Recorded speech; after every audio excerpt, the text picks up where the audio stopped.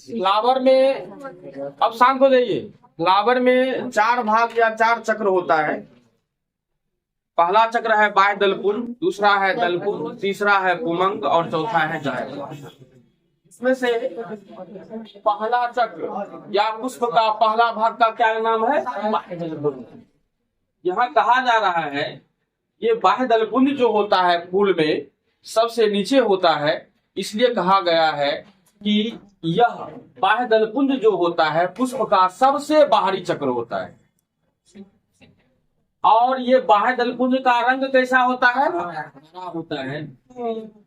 और इसका संकेत देखिए क्या होता है? ये होता है बाह्य दलपुंज के इकाई संरचना को क्या कहते हैं? सेपल। क्या कहते हैं? हम लिख दिए हैं अंकुरी, लेकिन आप लोग को याद रखना है यही सेपल। बाह्य दलपुंज के इकाई संरचना को क्या भारी है? बाह्य दलपुंज के इकाई संरचना को क्या कहते हैं? सेपल। और सेपल के समूह को क्या कहते हैं?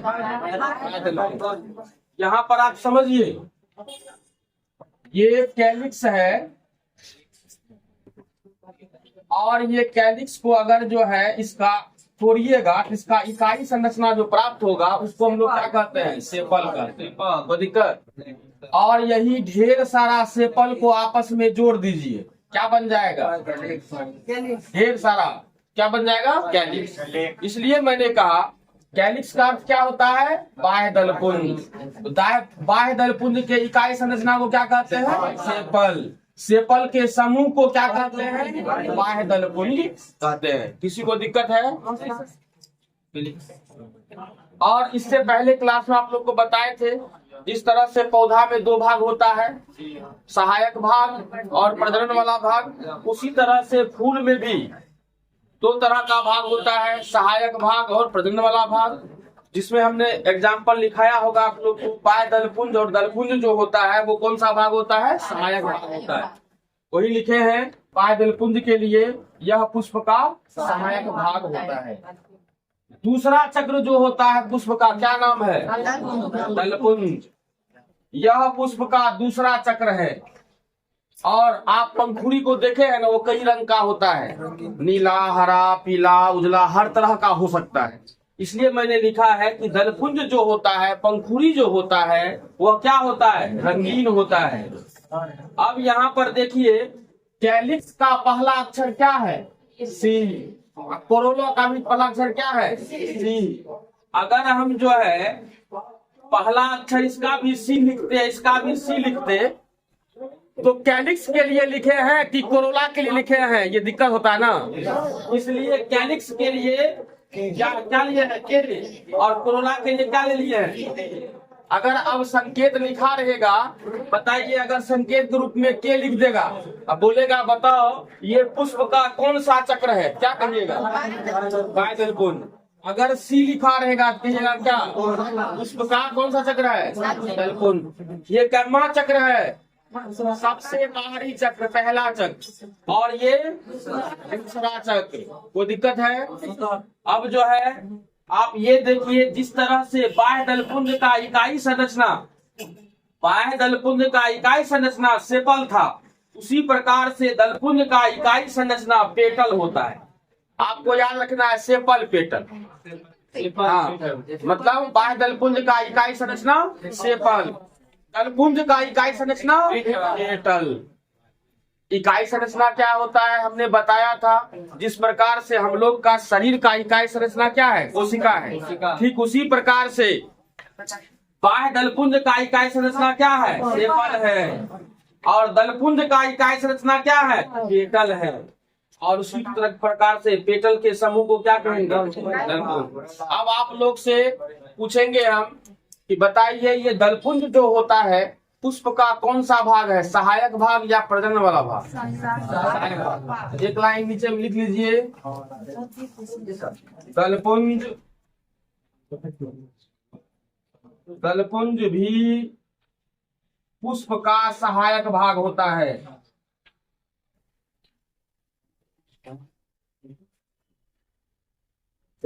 पुष्प का सहायक भाग होता है। दलपुंज भी पुष्प का सहायक भाग होता है।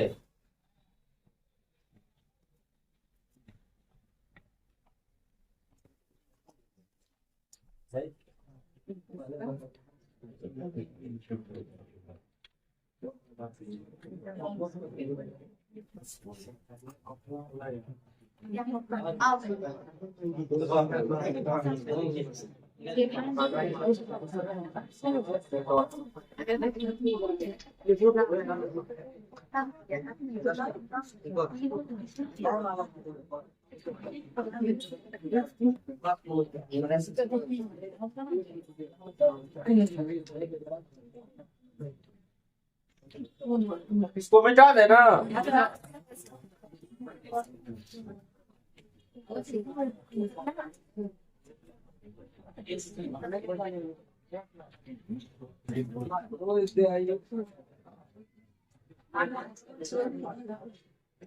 ये बिल्कुल शांत हो जाइए। अगर आप लोग से ये पूछा जाए कि पुष्प में कितना भाग या कितना चक्र होता है, क्या कहिएगा? 4। 4 चक्र में से सबसे पहला चक्र, दूसरा, तीसरा, चौथा छाया। आप ये जानिए पुष्प में जो है 4 भाग या चक्र पाया जाता है, लेकिन हम लोग पढ़ क्या रहे हैं? पुष्पीय पादपों में लैंगिक प्रजनन। तो लैंगिक प्रजनन में पुष्प का कौन सा भाग लेगा? प्रजनन वाला भाग। प्रजनन वाला भाग का नाम क्या है? उमंग और जायांग।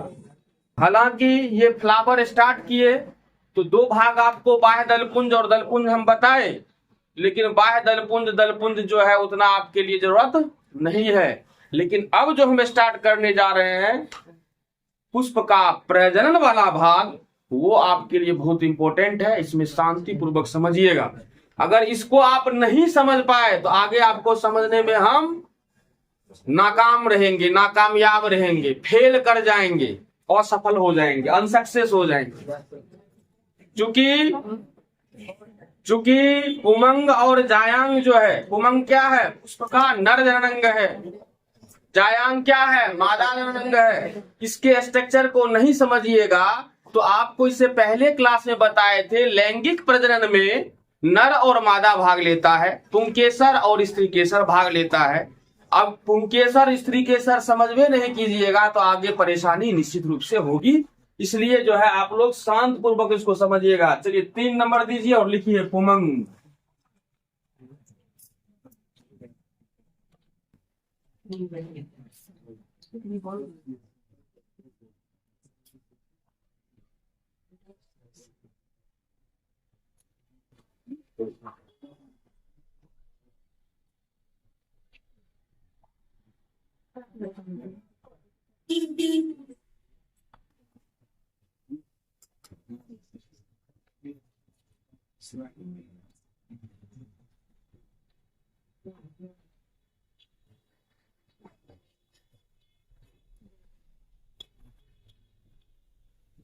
यह पुष्प का तीसरा चक्र है। It is the 3rd cycle of the flower. यह पुष्प का तीसरा चक्र है। अच्छा बताइए, ये नर चक्र होगा कि मादा चक्र? क्योंकि ये नर जननांग है ना, इसलिए क्या कहलाएगा? नर चक्र। लिखिएगा, यह पुष्प का नर चक्र कहलाता है।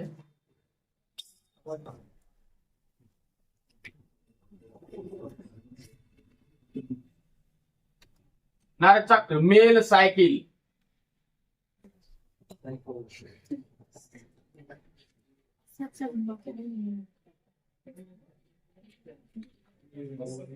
अच्छा बताइए, तो एंड्रोसियम जो लिखे हैं इसमें पहला अक्षर कौन सा है? लेटर ए लिखेंगे, इसका संकेत ए होता है।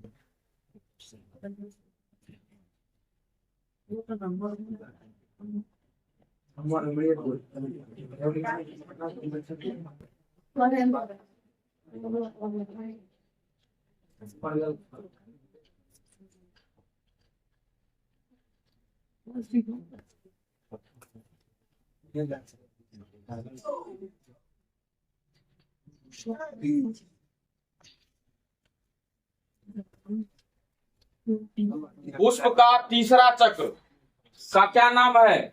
पुमंग। और पुमंग के बारे में हम लोग सबसे पहली बात जो नोटिस करेंगे या कहेंगे क्या, यह पुष्प का तीसरा चक्र है। चूंकि ये पुमंग जो है पुष्प में पाए जाने वाला नर जनन अंग है, इसलिए इस पुमंग को हम लोग पुष्प का नर चक्र भी कहते हैं। तो दूसरा पॉइंट आ रहा है, यह पुष्प का नर चक्र कहलाता है। क्यों कहलाता है? क्योंकि यह पुष्प का नर जनन अंग है, मेल सेक्स ऑर्गेन है। इसका संकेत क्या होता है? ये होता है। पुमंग के इकाई संरचना को, जिस तरह से हम लोग देखे थे, बाह्य दलपुंज के इकाई संरचना को सेपल कहे थे, दलपुंज के इकाई संरचना को पेटल कहे थे। उसी प्रकार से अगर पूछा जाएगा कि पुमंग के इकाई संरचना को क्या कहते हैं?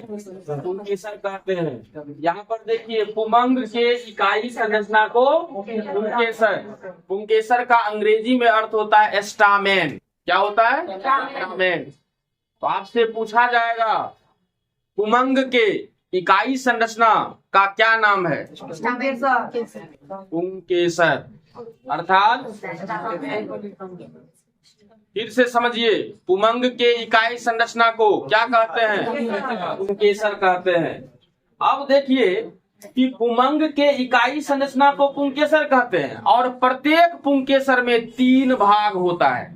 प्रत्येक पुंकेसर में 3 भाग होता है, अर्थात पुष्प के नर जनन अंग जो है कौन? पुंकेसर, उसमें कितना भाग होता है? 3 भाग। कौन कौन सा है?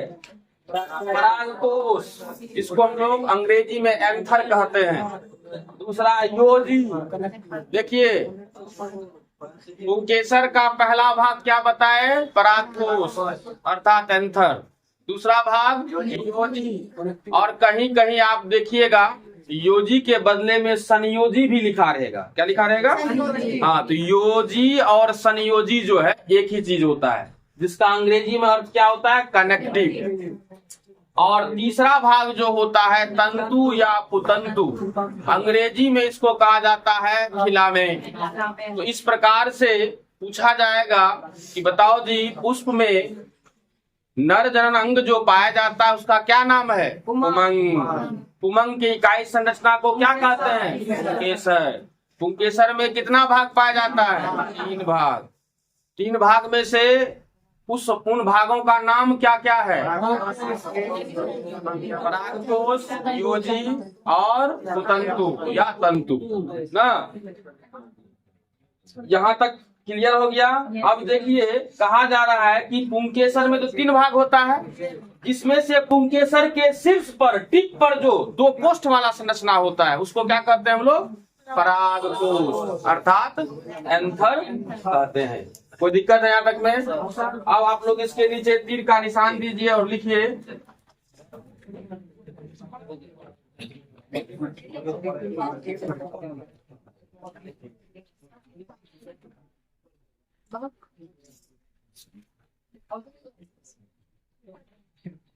देखिए,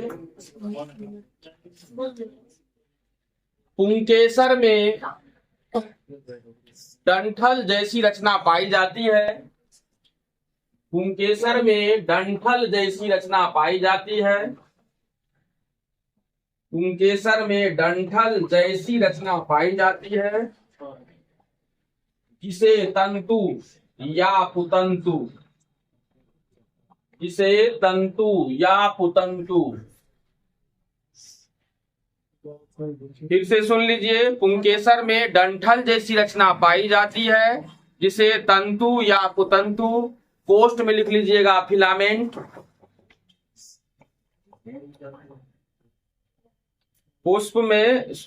पुंकेसर में डंठल जैसी संरचना पाई जाती है, जिसे तंतु या पुतंतु अर्थात फिलामेंट कहते हैं। फिर एक एरो का साइन दीजिए नीचे और लिखिए,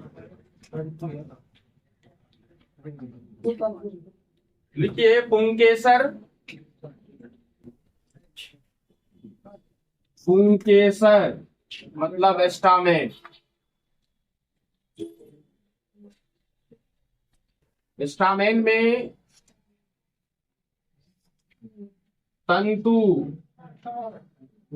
अर्थात फिलामेंट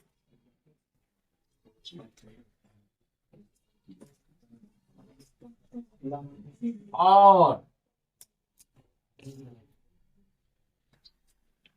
परागकोश मतलब एंथर।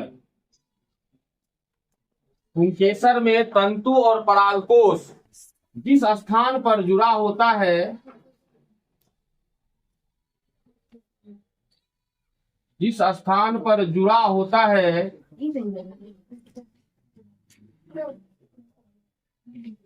योजी या संयोजी कहलाता है। योजी या संयोजी, कनेक्टिव कहलाता है। तो कल हम लोग जो है पुंकेसर का डायग्राम देखेंगे और उस डायग्राम को जब हम क्लियर करेंगे तो जितनी बात मैंने समझाया है उसको आराम से तुम लोग समझ जाओगे। ठीक है, आज यहीं तक, फिर मिलते हैं दूसरे class, same time same place but next. Thank you.